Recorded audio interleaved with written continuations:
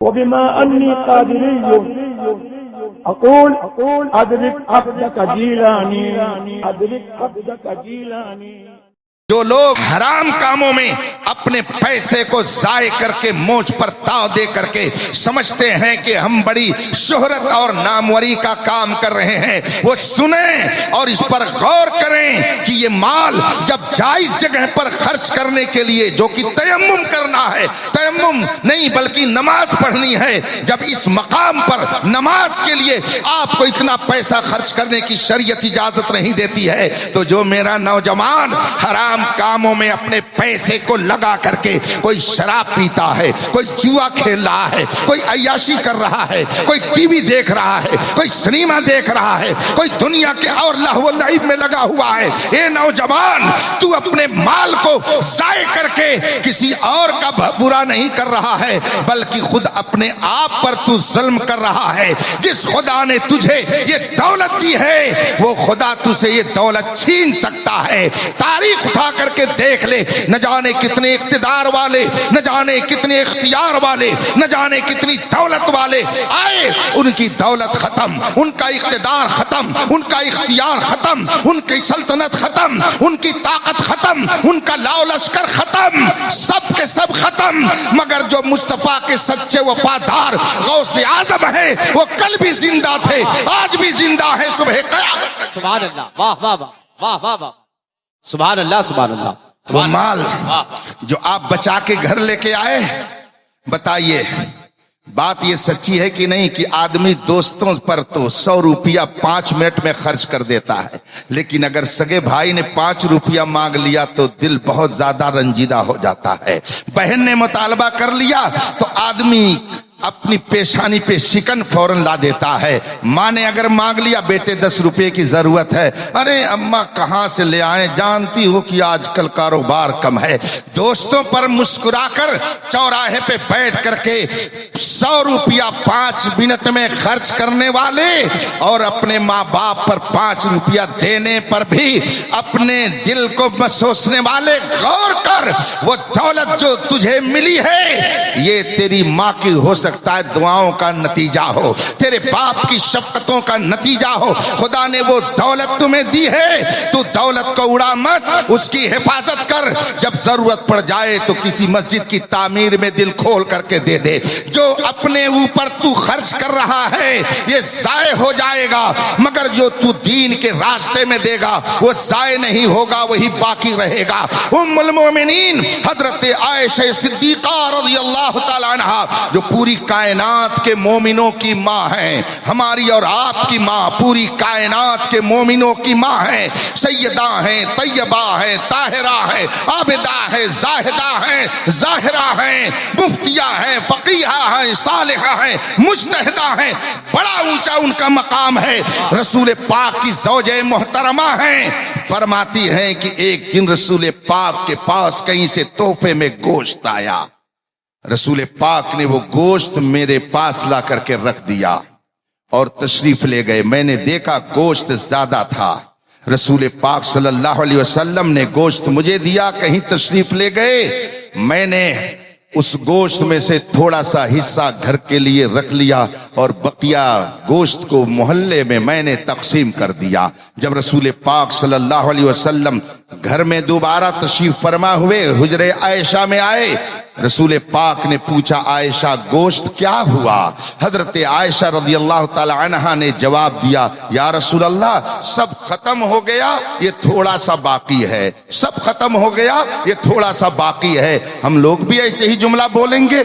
अभी मिसाल के तौर पर यहाँ शीरीनी ला करके रख दी जाए और वो तकसीम कर दी जाए, जिसको दी गई तकसीम करने के लिए अगर जलसे के जिम्मेदार हजरात उनसे पूछें कि शीरीनी क्या हुई, तो वो भी यही कहेगा कि सब खत्म हो गई, ये थोड़ी सी बाकी है। ये जुमला आदमी आम तौर से बोल देता है। हजरत आयशा रज़ियल्लाहु ताला अन्हा ने अर्ज की, या रसूल अल्लाह, सब गोश्त खत्म हो गया, ये थोड़ा सा बाकी है। सब खत्म हो गया, थोड़ा सा बाकी है। इस जुमले पे गौर कीजिएगा, सब खत्म हो गया, थोड़ा सा बाकी है। रसूल पाक सल्लल्लाहु अलैहि वसल्लम ने इरशाद फरमाया, आयशा ये उल्टा क्यों बोल रही हो? तुम कह रही हो सब खत्म हो गया, ये थोड़ा सा बाकी है। नहीं नहीं, जो तुमने मोहल्ले में तकसीम कर दिया वो बाकी है, और जो तुमने अपने लिए रखा है ये खत्म हो जाएगा। क्या तूने कुरान की आयत करीमा नहीं सुनी है? अल्लाह इरशाद फरमाता है,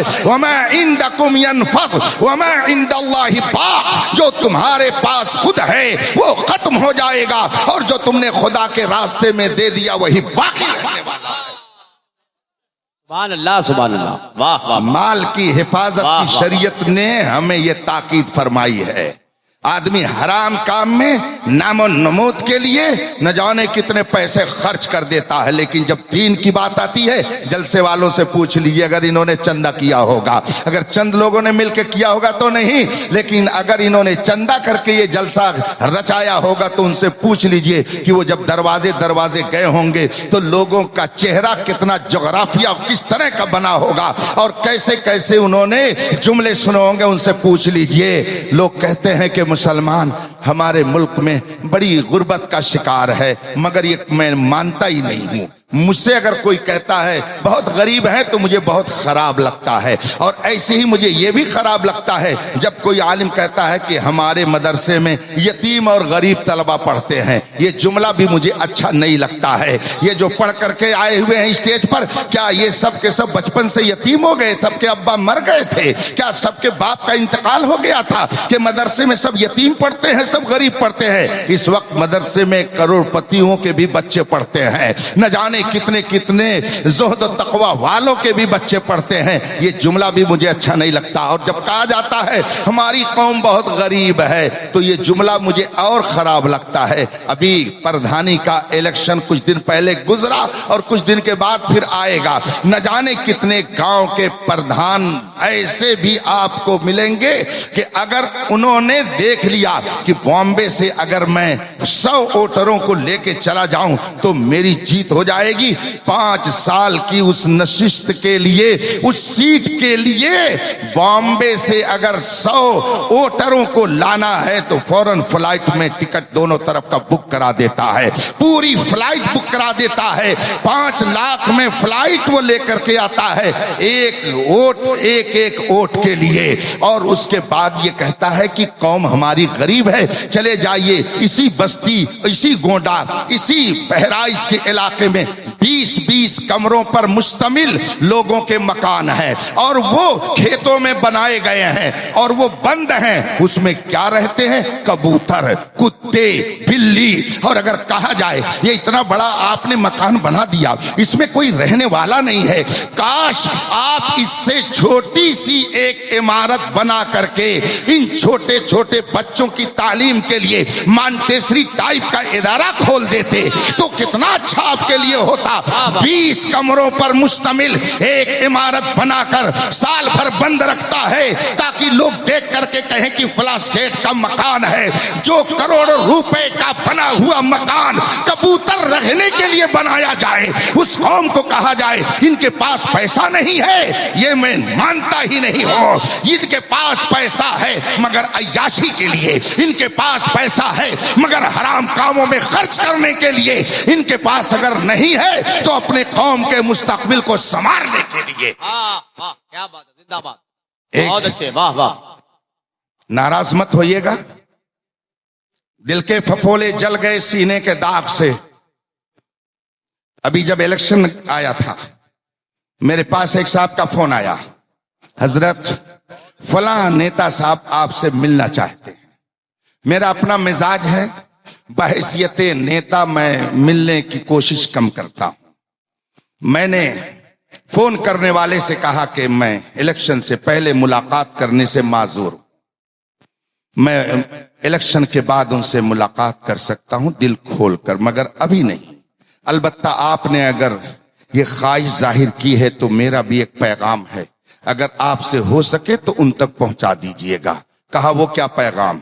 कहा कि मैंने उससे कहा कि इससे पहले उन्होंने डुमरियागंज इलाके से इलेक्शन लड़ने की पूरी ताकत अपनी लगाई, पूरी कुव्वत सर्फ कर दी और मुझे मालूम हुआ है कि वो कई करोड़ रुपया वहां खर्च कर चुके और उसके बाद में अब वो खलीलाबाद में इलेक्शन के लिए आए हुए हैं। यहां भी वो करोड़ों रुपए खर्च करने का मूड बना करके ही आए होंगे। उनसे जाकर के कह दीजिएगा, अख्तर हुसैन कादरी का ये पैगाम है कि गोरखपुर से लखनऊ तक लेकर इस पूरे रोड पर एक भी ऐसा कोई मुस्लिम लॉ कॉलेज नहीं है कि जहां हमारे बच्चे एडवोकेट की तालीम हासिल कर सके। यहां से लेकर वहां तक एक भी कोई डेंटल कॉलेज नहीं है कि जहां पर हमारे बच्चे दांतों का इलाज करने का हुनर ले सकें। एक भी मेडिकल कॉलेज नहीं है कि जहां पर ये बच्चे जाकर के डॉक्टर बन सकें। एक भी इंजीनियरिंग कॉलेज मुस्लिम का नहीं है कि जहां जाकर हमारे बच्चे सही ढंग से इंजीनियर की तालीम ले सकें। उनसे कहिएगा कि अगर आप 50 करोड़ रुपया खर्च करने का जज्बा 5 साल की एक कुर्सी के लिए रखते हैं तो अपनी कौम का गम खाइए और एक कॉलेज ऐसा बनवा दीजिए कि जहां पर हमारे बच्चे कम अज कम सस्ती तालीम लेकर के हुनरमंद बन जाए। ये डॉक्टर बन जाए, इंजीनियर बन जाए, प्रोफेसर बन जाए, लॉयर बन जाए। कम अज कम ये ऐसे हुनर से आरास्ता हो जाए कि कहीं रहे तो ये फख्र से कहें कि हमारे इलाके में एक ऐसा कॉलेज है जहां पे बहुत सस्ती तालीम होती है, हमने वहां से इल्म हासिल किया है। जब वो जाएंगे फील्ड में तो अगर आपने ऐसा कॉलेज बना दिया तो आपके लिए वो तरक्की की दुआ करें। मगर हमारी कौम की समझ में ये बात नहीं आती है। लोग कहते हैं उलमा बोलते नहीं हैं। उलमा बोल रहे हैं तब तो कुछ ये मंजर दिखाई दे रहा है। ये उलमा के बोलने ही की बरकत है कि अजान और नमाज की आवाज आपको सुनाई देती है। ये उलमा के बोलने ही की बरकत है कि आपका ईमान बोलता है, आपका माइक बोलता है, आपका इमाम बोलता है। जब उलमा खामोश हो जाएंगे तो कौम भी खामोश हो जाएगी। इसलिए अगर सही मशवरा दिया जाए तो अहले सरबत को ये चाहिए कि उसको संजीदगी से लें और कौम की फलाह बहबूदी के लिए अपने पैसे को लगाएं। वो अय्याशियों में और दुनिया की खुराफात में अपना पैसा खर्च करने के बजाय इस कौम की तामीर और तरक्की के लिए कुछ कर जाएं ताकि वो दुनिया से जाएं भी लेकिन अच्छा नाम ले करके जाएं। बताइए कौन सा कॉलेज है गोरखपुर से लखनऊ के बीच में? कोई मुस्लिम कॉलेज है? नहीं है। मगर क्या मुसलमानों के पास दौलत नहीं है? कितने ऐसे लोगों को मैं जानता हूं अल्हम्दुलिल्लाह, बस्ती, संत कबीर नगर, गोंडा और इस जैसे जो जिले हैं, न जाने कितने अरबपति लोग हैं कि जो अपनी दौलत को अगर वो इस्तेमाल कर दें तो कौम के अंदर जो जहालत है ये जहालत दूर हो जाए और इनको ऐसी अच्छी तालीम मिल जाए। आप ये मत सोचिए कि नौकरी कहाँ मिलती है। इल्म नौकरी के लिए नहीं हासिल किया जाता है। इल्म एक पाकीज़ा जिंदगी गुजारने के लिए हासिल किया जाता है। और आदमी जब इल्म हासिल कर लेगा, हुनर आ जाएगा, तो इल्म इंसान को जलील नहीं होने देता है। इल्म इंसान को रुस्वा नहीं होने देता है। इल्म इंसान को बेगैरत नहीं होने देता है। आदमी अगर इल्म से आरास्ता हो जाएगा तो उसे अपनी जिंदगी गुजारने का शऊर आ जाएगा। मगर हमारी कौम इसके लिए थोड़ी तैयार है। ये काम थोड़ी करेगी। बात दूर चलेगी, बहुत दूर चली गई। अल्लाह ने इंसान को माल दिया मगर उसकी हिफाजत का हुक्म दिया। अल्लाह ने आपको औलाद दी है, ये औलाद है, मगर इसकी भी हिफाजत का सख्त हुक्म है। ये क्या है? आप कुरान से पूछिए, कुरान बताएगा। अल माल वल बनून ज़ीनतुल हयाती दुनिया। माल और औलाद ये दुनियावी जिंदगी का बनाव सिंगार है। ये औलाद ये आपका हुस्न है। ये औलाद आपकी जीनत है। ये औलाद आपकी आराइश और ज़ेबाइश है। ये औलाद आपके लिए हुस्न का जरिया है। ये मैं नहीं कहता, ये कुरान कहता है। अल माल वल बनून ज़ीनतुल हयाती दुनिया।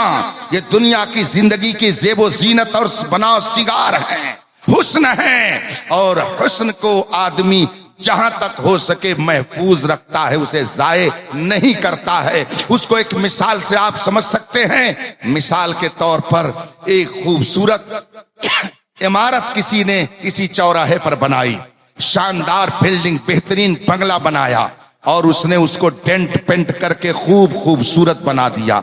अब अगर कोई शख्स जा करके उसमें लकीरें खींचने लगे, जा करके उसमें कालक पोते, बताइए जिसने बनाया उसे खराब लगेगा कि नहीं लगेगा?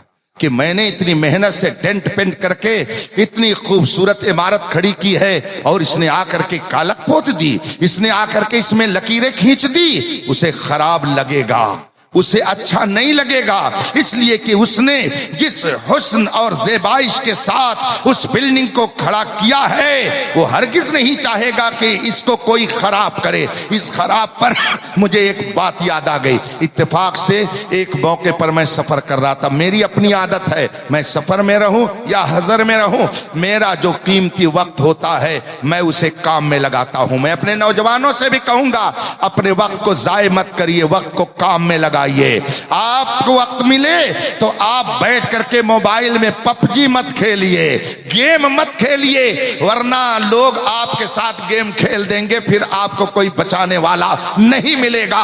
आपके मोबाइल में अगर कुरान है तो आप कुरान पढ़िए, हदीस है तो हदीस पढ़िए, दरूद पाक के कलिमात हैं तो उसको पढ़िए। मेरी आदत है, मैं अगर सफर करता हूं, जब तक तबीयत में नशात बाकी रहती है तो मैं कुरान पाक की तिलावत करता रहता हूं, कुछ न कुछ पढ़ता रहता हूं। अब तो बेपढ़े लिखे लोग भी ये नहीं कह सकते हमें कुरान शरीफ याद नहीं है, कैसे पढ़ें? कुरान पाक को आप मोबाइल में महफूज कर लीजिए, जहां बैठे रहिए खोल दीजिए, पढ़ते रहिए। पबजी खेलने में और गेम खेलने में अपनी नस्लों के वक्तों को जाये मत होने दीजिए। मैं सफर कर रहा था, इत्तेफाक से मेरे बगल की सीट पे एक हैंडसम नौजवान बैठा था। मैंने मोबाइल खोला और फिर मैं अपने काम में लग गया, पढ़ने लगा। चूंकि वो अरबी जबान में किताब थी जो मैं पढ़ रहा था।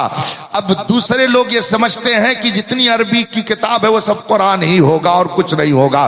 चुनांचे उसने मुझसे पूछा, मौलाना क्या कुरान पढ़ रहे हैं? मैंने कहा नहीं, मैं कुरान नहीं पढ़ रहा हूं, दूसरी किताब पढ़ रहा हूं। कहा किस टॉपिक पर किताब है? मैंने कहा इसके अंदर बहुत सारे मौजू हैं, बहुत सारा टॉपिक है, मगर इस वक्त जो चैप्टर मैंने खोल रखा है ये इस दुनिया के बारे में नहीं है, बल्कि इस दुनिया के अलावा दूसरी दुनिया है, उसके बारे में मैं पढ़ रहा हूं। मैं आखिरत के बारे में चैप्टर खोल करके उसे पढ़ रहा हूं। इत्तेफाक से वो शख्स गैर मुस्लिम था। उसने कहा आप मुझे बताएंगे कि ये आप जो पढ़ रही है क्या है?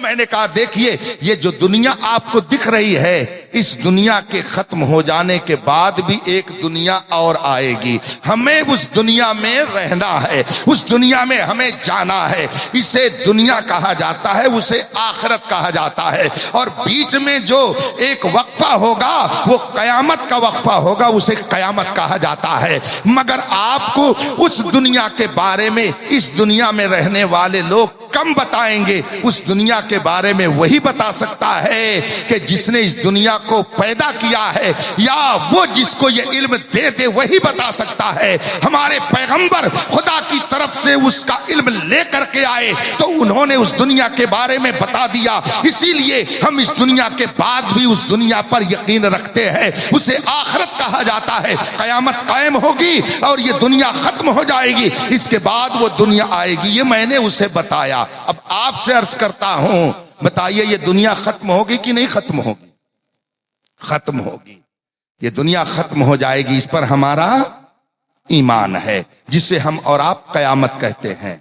मगर कयामत के बारे में बस याद आ गई एक बात, वो सुन लीजिए। हजरत अली रजी अल्लाह ताला अन्हो से एक साइल ने सवाल किया था। 4 सवाल उसने किया था हजरत अली रजी अल्लाह ताला अन्हो से।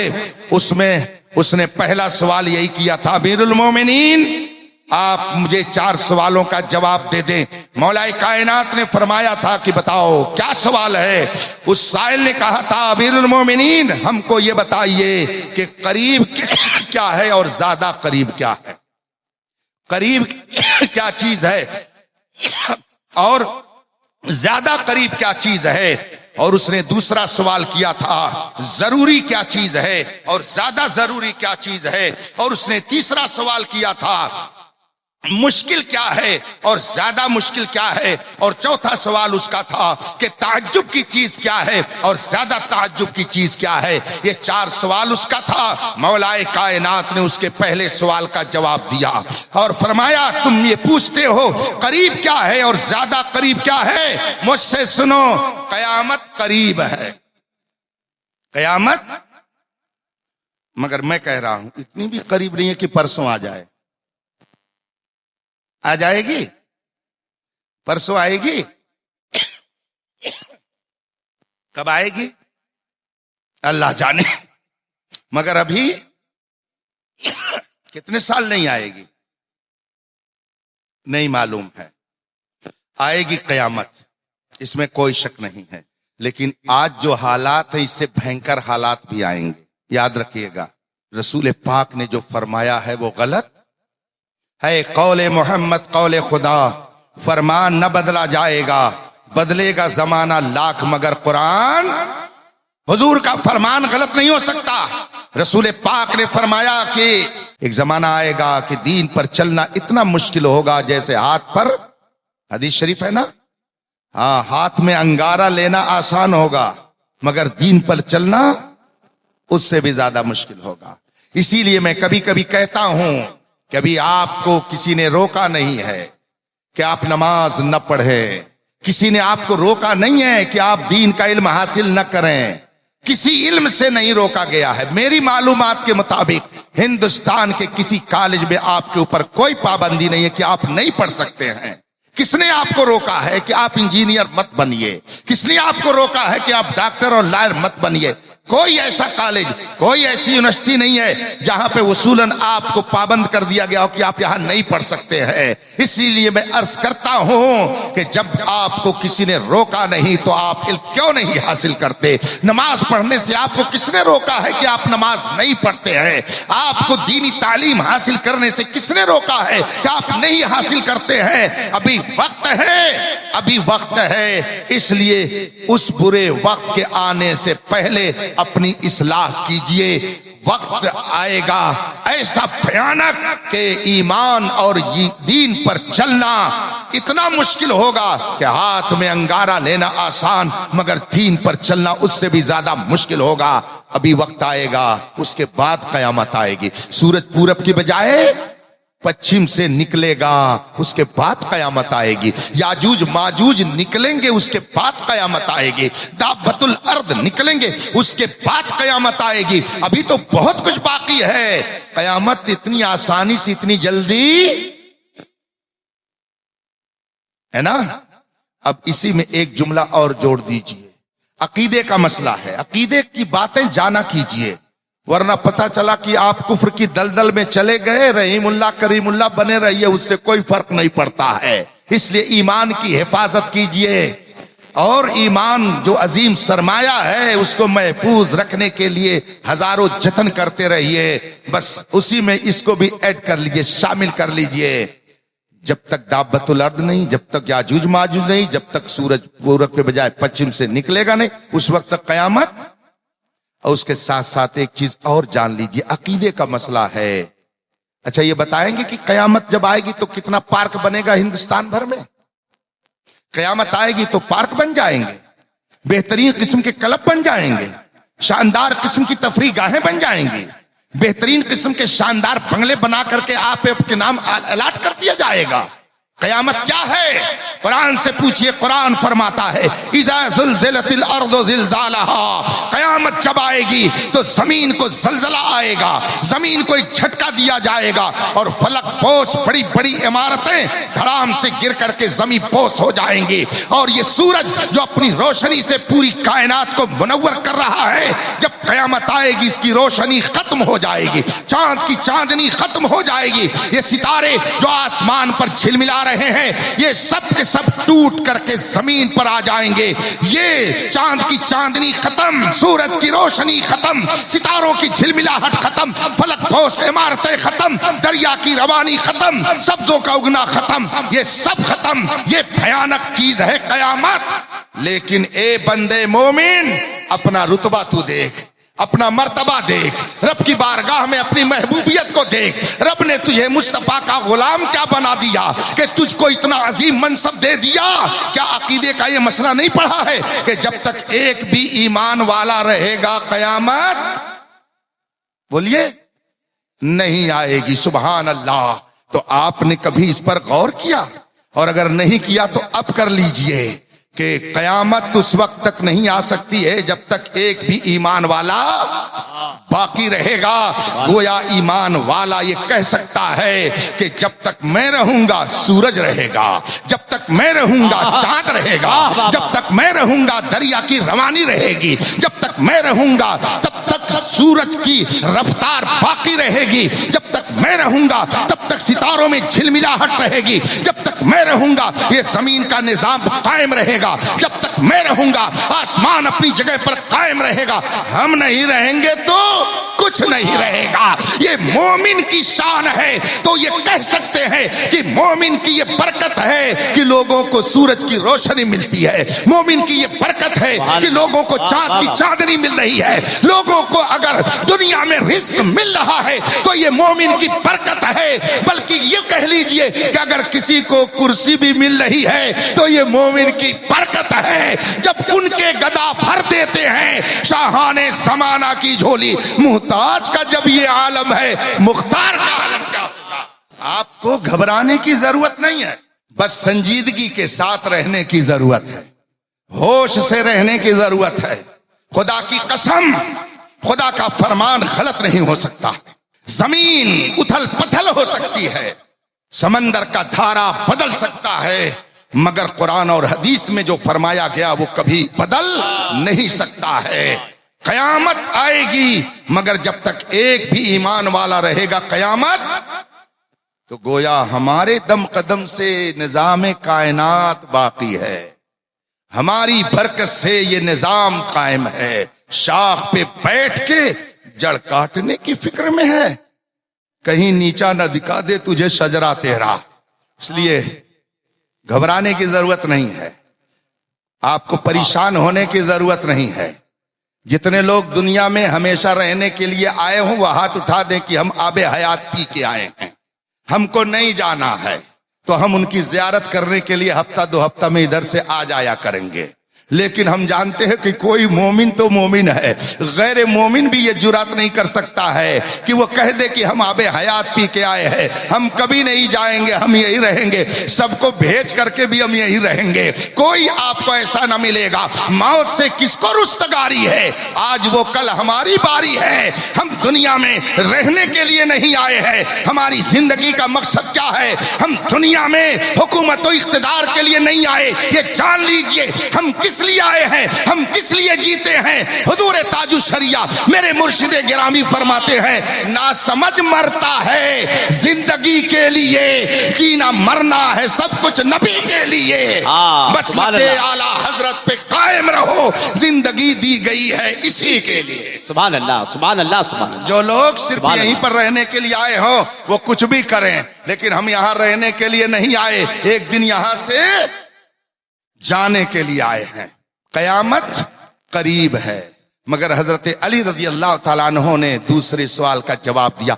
फरमाते हैं तुम कहते हो करीब क्या चीज है, ज्यादा करीब क्या है। सुनो, कयामत करीब है मगर मौत, इसमें डर क्यों रहे, बोलिए ना। हाँ बिल्कुल सही है, यही लोग तो हमारा साथ दे रहे हैं और स्टेजे तक साथ देते हम भी जानते हैं, उसके बाद में ये भी किलाटी की तरह उड़ जाए। देख रहे हैं ना दुनिया का हाल, दूल्हा दूल्हा कह करके जब अलाव में डाल देते हैं वो जले चाहे मरे, हम तो अपने घर चले सोने के लिए। कयामत करीब है मगर हजरत अली रजी अल्लाह ताला अन्हु ने उसे जवाब देते हुए फरमाया मौत ज्यादा करीब, और जो चीज ज्यादा करीब होती है उसका ख्याल कम रखा जाता है ना। अरे मैं उल्टा बोल दिया, सीधा क्या होगा, जो चीज ज्यादा करीब होती है उसका ख्याल हाँ ज्यादा रखा जाता है। इसीलिए मौत का आप लोग बहुत ज्यादा ख्याल रखते हैं, तभी हर वक्त नमाज के लिए बिल्कुल तैयार रहते हैं। इसीलिए आप लोग हमेशा कुरान करीम की तिलावत करते रहते हैं, इसीलिए आप लोग गुनाहों से बचते रहते हैं। अभी कल शबे बारात गुजरी है ना, हजरत सैयद साहब माशाल्लाह हमारे बहुत करम फरमा, भी मैंने आपसे जिक्र किया। और दूसरी अजीम शख्सियत जो करम फरमा अभी तशरीफ लाने वाली है। कल रात जो गुजरी है ना, आजकल एक फैशन चल गया है, मुझसे जो गलती हुई होगी माफ कीजिएगा, सोशल मीडिया पे भेज दिया, समझ गए कि बस सारी गलती, बस सब कुछ हमने किया माफ। सुन लीजिए, बात आ गई है तो वक्त आपका मैं ले रहा हूं और इसके बाद फौरन यहां से चला जाऊंगा ताकि आप जो कुछ कहना वही कहते रहिए।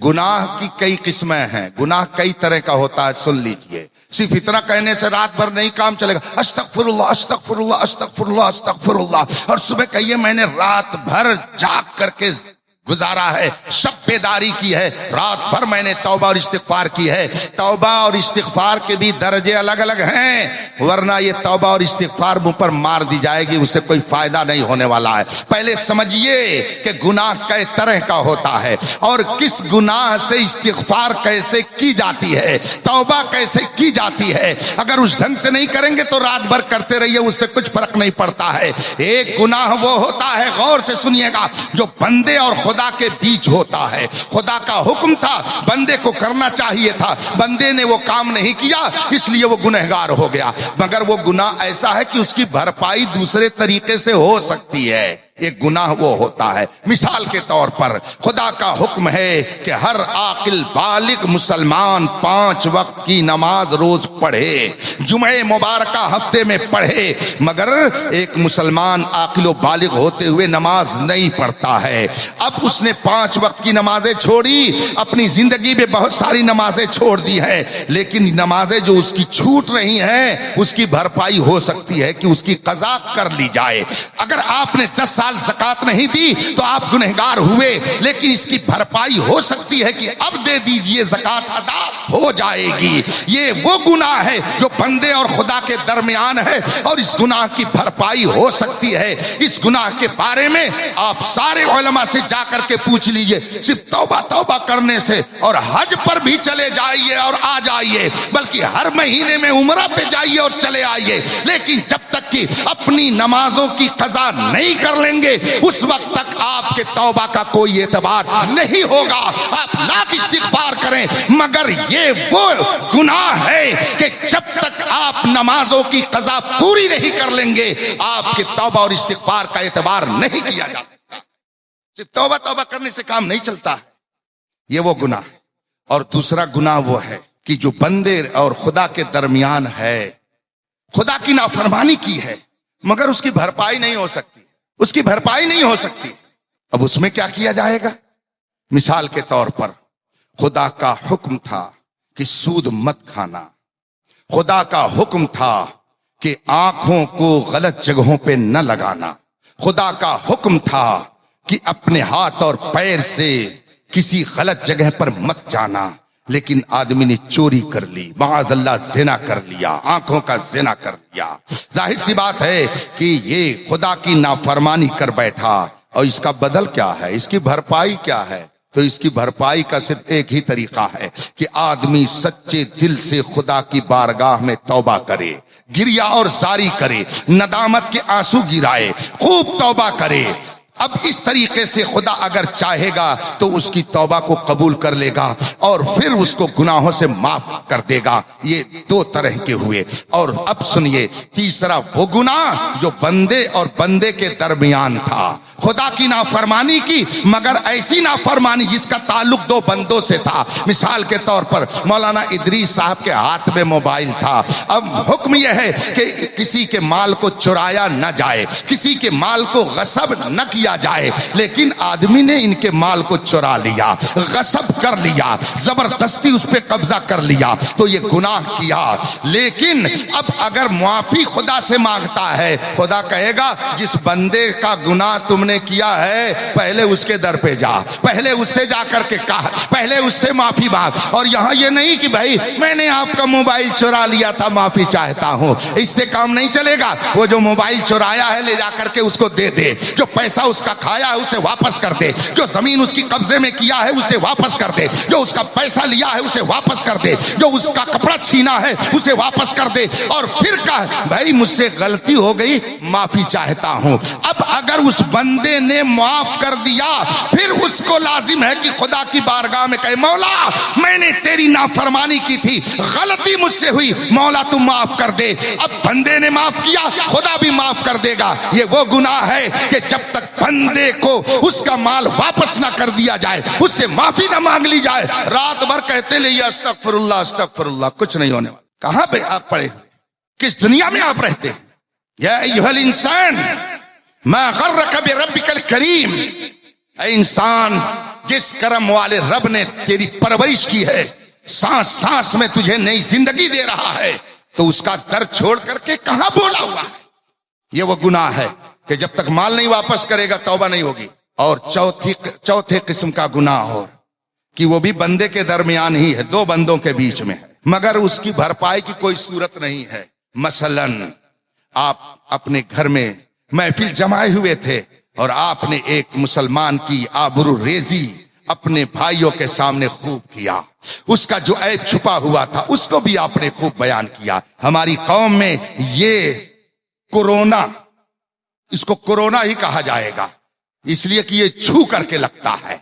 ये कोरोना बड़ी तेजी से लोगों में फैल रहा है। जहां चार लोग बैठे और अगर मोहल्ले का कोई आदमी तरक्की कर रहा है, चाहे दुनियावी एतबार से चाहे दीनी एतबार से, तो ये नहीं सोचेंगे कि उसकी खूबियों को उजागर किया जाए ताकि लोगों के दिल में उसकी अजमत बैठे और वो लोगों के अंदर हमदर्दी का इजहार करे, इस तरह से मुआशरे में बेहतरी का माहौल पैदा हो जाए। ये नहीं अरे वो बहुत काबिल है क्या, अरे मैंने उससे तो एक मसला पूछा वो बता ही नहीं पाया, अरे वो ऐसा, आप ना कह रहे हो बहुत काबिल है लेकिन वो कुछ भी नहीं जानता है, बस चंद लोगों ने उसका एडवर्टाइज कर दिया है। ये कुरेद कुरेद करके एक एक ऐब को जब तक चौराहे पर बयान नहीं कर देगा तब तक इसकी हसद की आतिश सर्द नहीं होने वाली है। जबकि शरीयत ने ऐब पोशी का किस कदर एहतमाम फरमाया है कि अगर किसी की इशा की नमाज कज़ा हो जाए और फिर वो दूसरे रोज सोचा कि लाओ पढ़ लूं, और दिन में गया जोहर के वक्त मस्जिद में, बहुत सारे लोग जोहर के वक्त मस्जिद में मौजूद थे, उसने देखा अभी टाइम है जमात के कायम होने का, लाओ मैं इशा की कज़ा पढ़ लूं। 4 रकात उसने फर्ज पढ़ी और उसके बाद में 3 रकात उसने वित्र पढ़ी। वित्र की भी कज़ा है और फर्ज की भी कज़ा है। अब तीसरी रकात में दुआए कुनूत पढ़ेगा कि नहीं पढ़ेगा? जब वो कज़ा करेगा तो दुआए कुनूत पढ़ेगा, और जब दुआए कुनूत पढ़ेगा तो तरीका क्या है कि पहले सूरा मिलाने के बाद हाथ उठा करके ऊपर ले जाएगा और कहेगा अल्लाहु अकबर, फिर दुआ कुनूत पढ़ेगा ना। मसला तो यही है ना, दुआ कुनूत पढ़ेगा और ऐसे पढ़ेगा। वक्त होता तो मैं कई एक आपको वाकया सुना देता तो आप और भी ज्यादा महजूज होते कि ये क्या दुनिया में हो रहा है। अब आप सुनिए, तीसरी रकात के लिए आप हाथ उठाते हैं अल्लाहु अकबर कहते हुए और फिर लाके नाफ के नीचे बांध लेते हैं, यही तो होता है कुनूत में। अब उसके बाद आप दुआ कुनूत पढ़ते हैं, मगर वाह रे इस्लाम, सुभान अल्लाह, वाह रे हमारी शरीयत, ऐबों को छुपाने के लिए कितना बेहतरीन दर्स दिया जा रहा, फरमाया जा रहा है कि अगर चंद लोगों के बीच में तुम वित्र की नमाज कज़ा दिन में पढ़ोगे और जब हाथ उठाओगे अल्लाहु अकबर कहते हुए, तो तुम्हारे अगल बगल के लोग जान जाएंगे कि इसकी इशा की नमाज कज़ा हो गई है।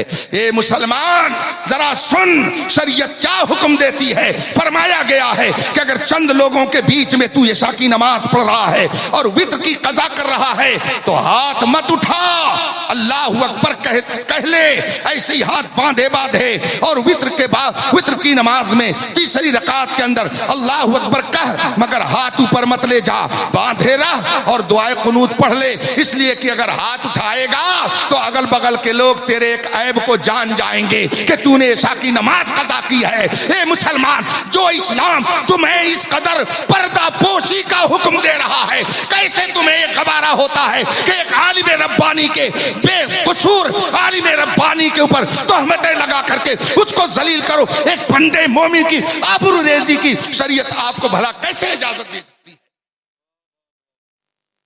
मगर हमारा हाल क्या है?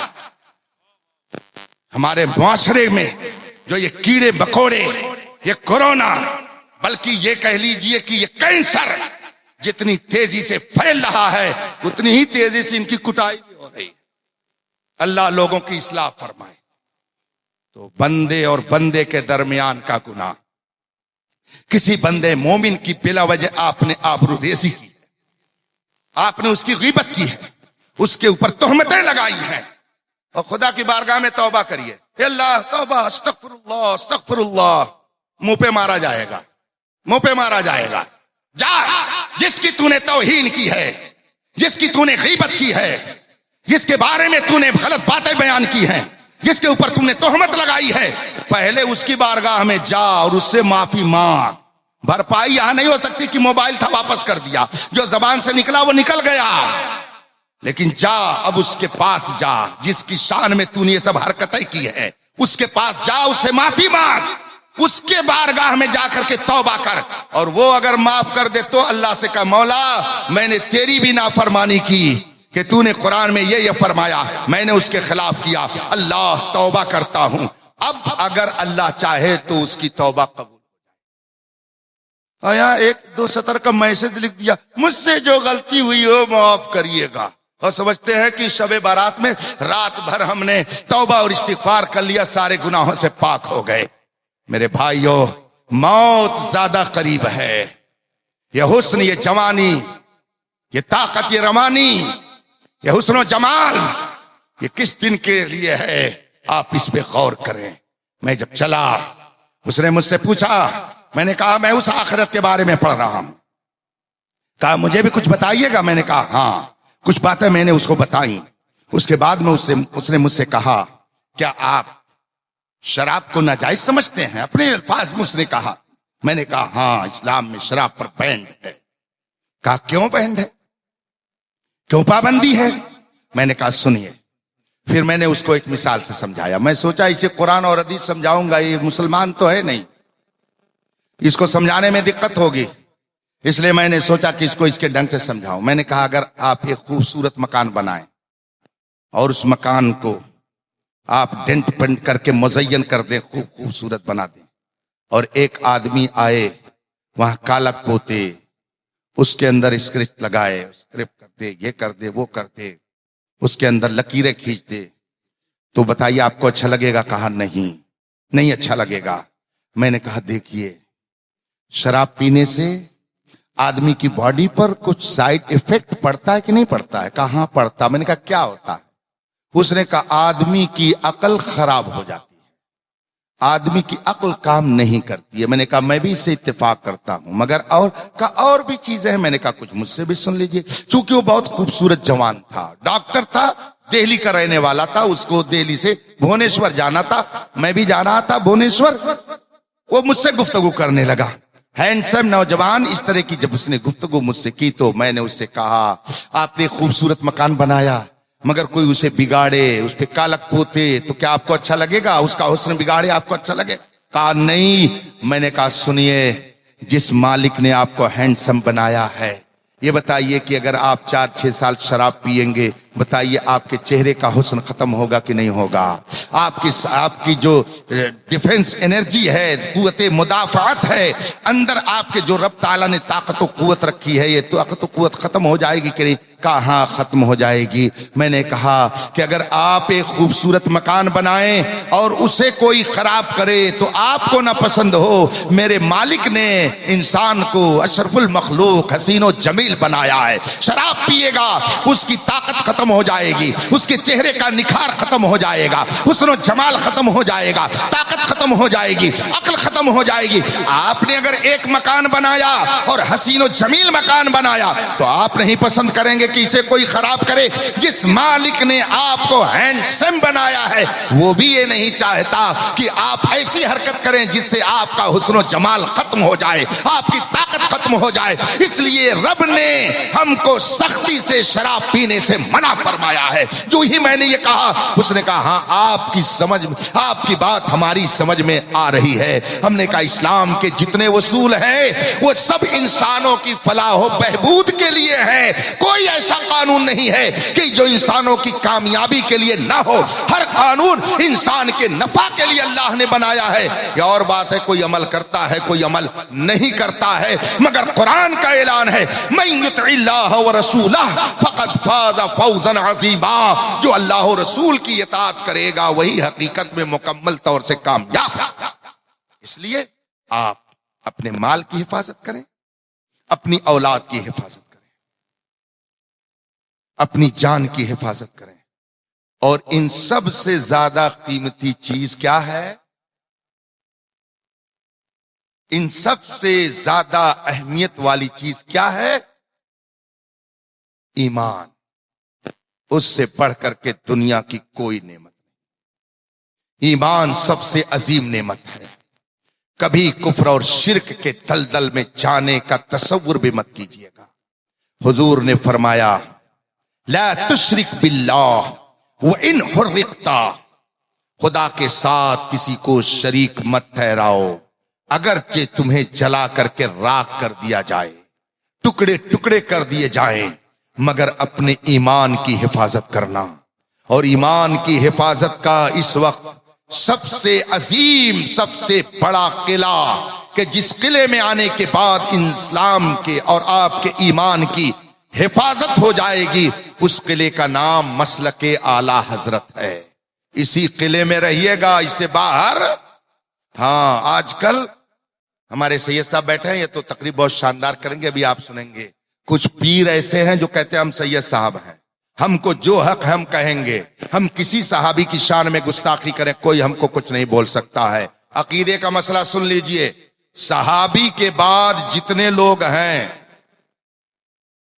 बहुत संजीदगी से सुन लीजिएगा, सहाबी के बाद गैर सहाबी जितने हैं, सहाबी के अलावा जितने हैं, चाहे वो सैयद हो चाहे गैर सैयद, जितने हैं, कोई भी सहाबी के बराबर। ये अकीदे का मसला है।